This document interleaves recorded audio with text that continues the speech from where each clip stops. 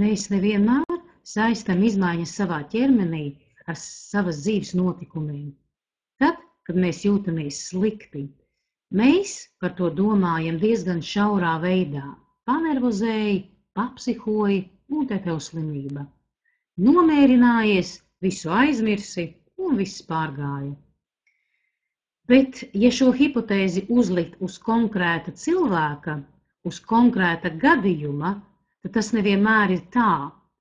Un skatoties uz šo hipotēzi tādā veidā, tas nevienmēr palīdz atrisināt problēmu.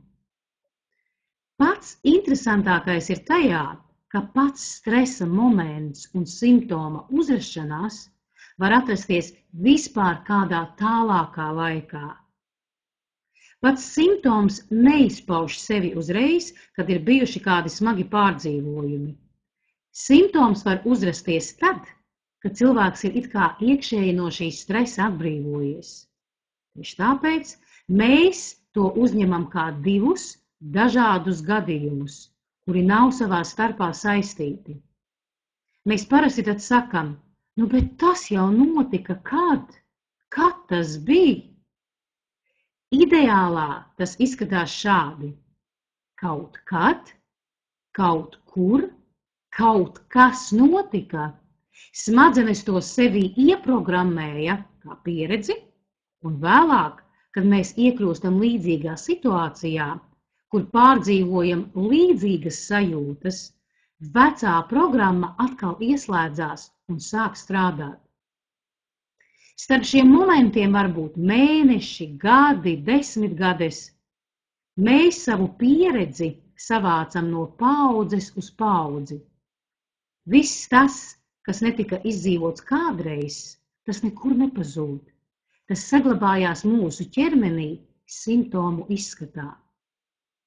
Daudzi mūsu nepatīkamie stāvokļi, slimības, liekais svars, tā ir ķermeņa adaptācija.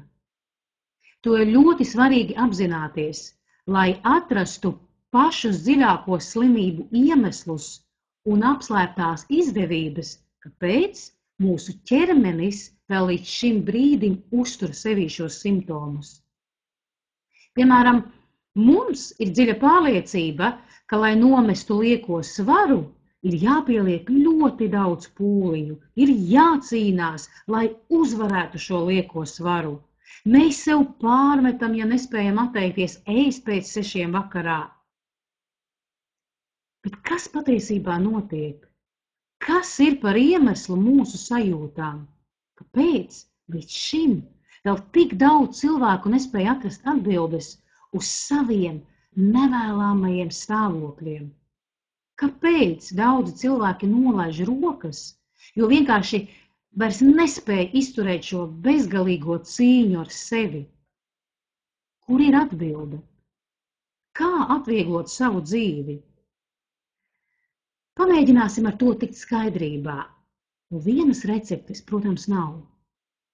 Sevis apzināšanās skolas jaunajā projektā Apzinātā veselība, soli pa solim, iziesim cauri visiem tiem iemesliem, kuru dēļ cilvēks vēl līdz šim cieš un kāpēc negūs sev vēlamos rezultātus.